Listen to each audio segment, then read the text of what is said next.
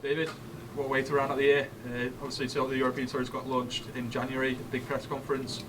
What's it been like, being in charge of this, being in charge of the series and seeing where it's gone from? Well, like you say, Newcastle to now. Yeah, like you say, I can't believe we're done 6 events now. We're already at the end, kind of the first year. It doesn't seem 5 minutes ago we were in Newcastle, celebrating the launch of Bellator Europe, and I think it's been fantastic. I think if you look back at all of the events and some of the fights we've had this year, everything from the Ryan Scope Pitbull fight to the Raymond Daniels knockout to Dublin and how brilliant that was in September, right to tonight, and some really good fights tonight. A nice way to finish the year in Wembley. We saw a few little bits of crowd trouble tonight. Shipman, a lot of Shipman's fight coaches jumped the barrier. There were some fights in the crowd. Does that maybe sadden it a little bit tonight? Yeah, to be fair, I haven't looked into how the fight started or where they came from in the crowd, but obviously I did hear a bit of that during the Brazier fight.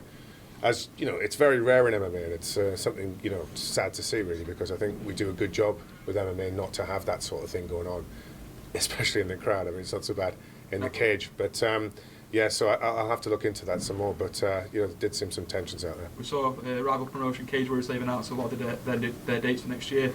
They're going into new territory in Manchester. Do you think Bellator's going to expand and maybe go and rival them in some other cities? I don't feel like we need to rival anybody, like that on the sort of national level. We're looking to build into Europe, into mainland Europe, and we're going to do some big shows. I mean, I think we're treading our own path really, and we don't need to sort of counterbook against anybody. David, the Sky TV deal, we're coming up to the first year.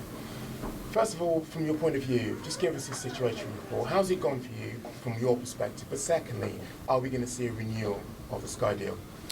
Well, as you know, I mean, I think we were looking for a TV deal at the beginning of the year, and we needed to facilitate 2 things. We needed to get a broad, big platform for the Bellator European Series, and we also need to look after all of those amazing international events we had.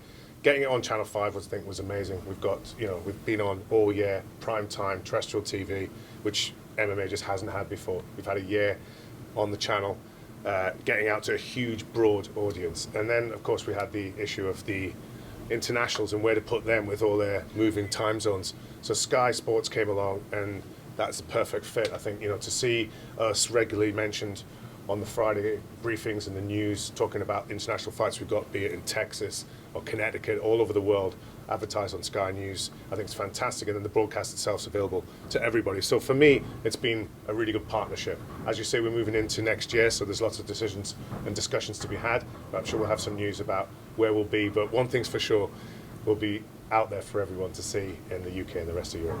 And this is a recurring theme when we speak, David. European Series, European belt.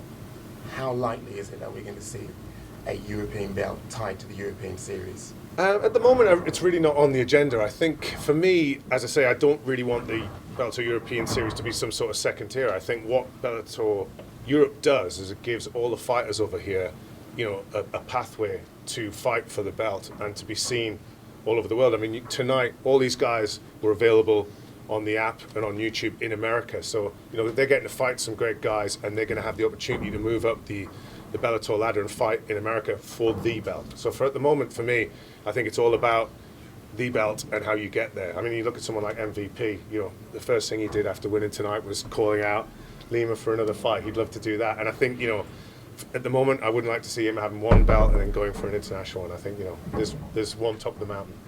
Any word in attendance tonight, Dave? I haven't had the final word on that yet. Dave, who would you say was the biggest winner out of tonight? It's been great performances, but who would you say really raised their stock? Well, I think, you've got to say just on balance, Fabian coming out of this. I mean, I think that was a massive battle. It was going to be a big deal for either of those guys who was going to win that fight, I think, because it had been built up to such a grudge match. I think, for various reasons, the winner was going to move on to something, and I think, Fabian's raised his game tonight against a really quality opponent with Shipman, and I think that was a big win for him.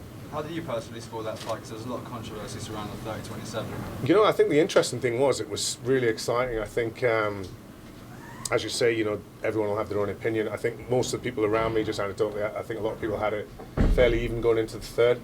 It was all to play for, but I think you could tell by the crowd, no one really knew where the fight was by, until the ref called it. So it was very tight, and I think, win by split seemed to be the right sort of result for me.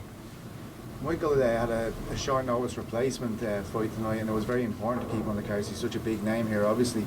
But do you feel as though that will be a good enough win for him to get a second crack at the champion, given that his opponent had never fought in Bellator before tonight? I mean, you're absolutely right. Look, no one wants a fight to fall away because of an injury, and you know, Derek Anderson would have been a huge fight tonight for MVP, a real test. He would have come forward. I think it would have been a really interesting fight. I think you've got to give credit to Gianni stepping in against MVP at less notice. I mean, who would want to do that? And you know, so of course you're not going to get the right picture from that, I think. But looking at it, MVP was confident, he was fit, and you know, he did the only thing he could do, which was to, you know, deliver another devastating KO on the night. As for his fight, you know, it might not be the next fight, but you know, I'd imagine if he wins, Lima wins, that fight's got to happen sooner or later. What's your take on a potential daily rematch? He was on the desk tonight. I understand he was talking up the possibility of facing MVP back here in London in 2020. I'm not sure he was overly impressed with the performance tonight, even though it was quite a short one. What's your take on that? Is that a fight you'd like to get booked for this arena, maybe next year? Look, I mean, I think everybody was very excited about that fight before the last one. It, you know, obviously didn't deliver what we all hoped for on the night. Whether there'll be another one, who knows? I think that both guys are on a path. Maybe they'll come across each other again. Of course, if it does happen, I'd love to have it here. I think there is a potentially good fight there between the two of those guys. We just didn't see it the first time around. How happy are you with building that Shipman and Fabian fight? Because it felt like so many people had, were invested in the fight. It felt really big this week. And you could even feel the tension in the arena there tonight when they were fighting. I think some people might have been let down with the fight watching on TV, but it was amazing tension in the arena tonight. Do you feel like that is on the back of all the promotional work you guys have done to sell that fight and the lead up to it? Yeah, I would. I mean, I'd hope so. I mean, I think, like you say, the tension was really palpable in the arena. And I had a load of people I know just coming up to me last night and saying, I've really got to see this fight now. So it was a promotional dream, really, because the fight had been 2 years in the making, and, you know, it seemed to come to a head at the right time. And for me, combat sport, you know, in the round, never mind just MMA, is all about narrative and the storyline. And that, you know, that was a really true grudge match. And, you know, I think it delivered on the night. I think it was a great fight. I know you said just a little bit earlier that one of those guys was going to move on from this fight and move on and up, but Fabian wasn't that happy with the outcome, even though he won. Is there a possibility that you might end up pitching them back in there together? Maybe not next fight, but maybe later in 2020 after maybe they've both picked up another win each? Yeah, I mean, Fabian's a perfectionist, as we know. I mean, I think he always likes to finish a fight and entertain the crowd, like a lot of fighters do. I think, you know, and I think Shipman will be disappointed, you know, not to have come away with a win. So for me, you know, there's always a case there for a rematch, I think. But again, I don't think it will be the next fight for sure, and we'll just see where the guys get to after this. David, tonight, MVP was walked in by Big Nasty. His little brother has recently got into MMA and he's got an amateur record of 8-1. Could we see him joining up Bellator in the future? Well, I'm not completely familiar with Little Nasty, is it? I'm guessing. Mini Nasty? I don't know. We'll have to take a look at him. I mean, if he's anything like the entertainer that is his brother is, and then it can't be a bad thing. But I think we'll have to see how he does in the cage first.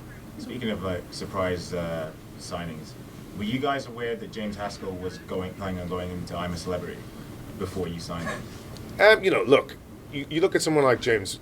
You know, we didn't sign James Haskell just for, you know, he wasn't the biggest MMA prospect to sign. He's a personality, and a big personality at that. So he's had a lot of work booked. He was DJing in Ibiza. He had lots of different things going on, and he's a public person. He's got a perfect profile.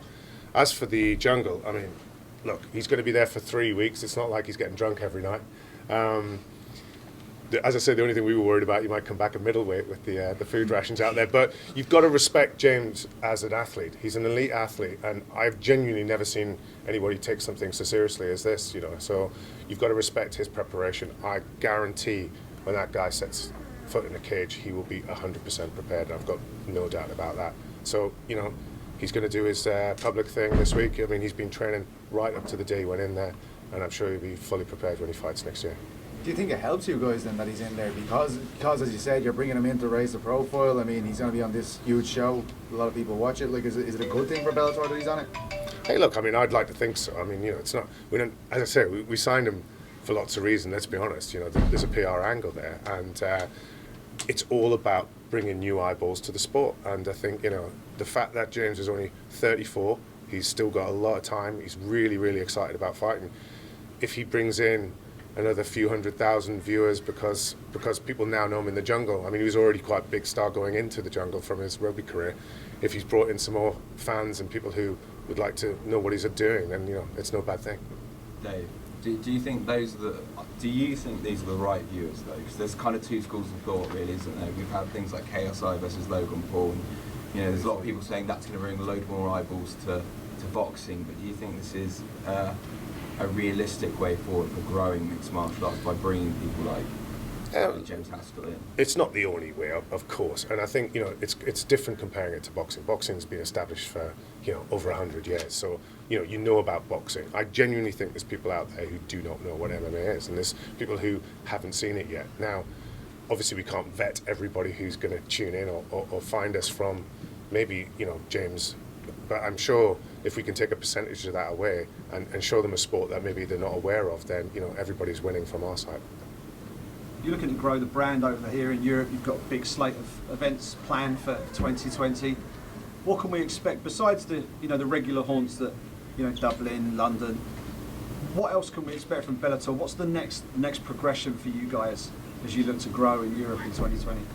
Well, look, we're really ambitious. We want to grow quickly, but I think we're trying to do it properly. So, you know, obviously we'll revisit places because that's the way you establish a foothold, you know. I think we've shown that in Dublin. You go back there and, you know, you build it and you build the fan base, you build the talent, and there's a lot of fighters out there in Dublin now who are earning a good wage through us. Excuse me. Excuse me. When you look into what we're doing after that, gonna grab some water. Sorry about that. Wasn't that tough a question? You're always going to catch me out at the end there. 2 seconds. You found his weak spot. No, I think we're going to look into mainland Europe. You know, it's no mistake. We've said the Netherlands, Scandinavia. We've already announced today we're going back to Milan in October. And, you know, I think it's all about a steady, constant, but, you know, ambitious growth into mainland Europe. Thanks very much, Dave. Another 10 questions for you. Yeah, exactly. I should have kept that one for a tricky one, shouldn't I? Well, I hope you enjoyed it tonight anyway, guys, and thanks, as always, for coming along. Thank you. Appreciate it.